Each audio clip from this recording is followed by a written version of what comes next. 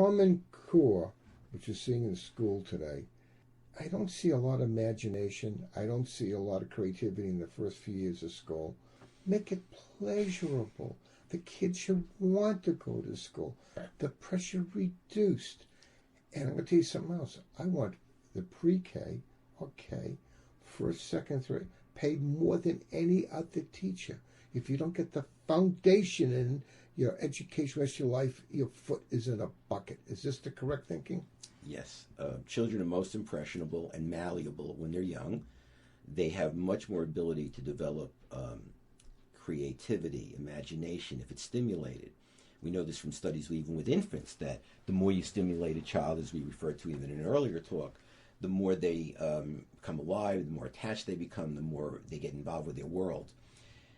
Those years are crucial, and unfortunately, which has been happening, as you know, there's become this whole concern about standards, and everyone wants to standardize teaching. This way, no one can be accused of not doing a good job. We're doing what we're supposed to do. It's taken the creativity away from the teachers. They're locked into curriculums.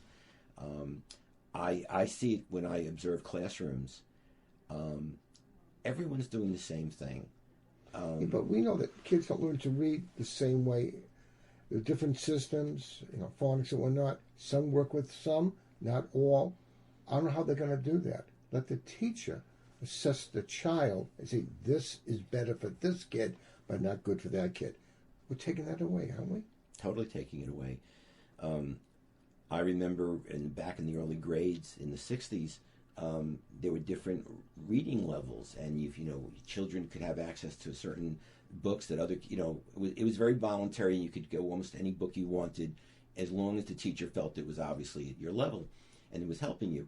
Now everyone reads the same thing. There's no choice. Everything from city to city, from state to state.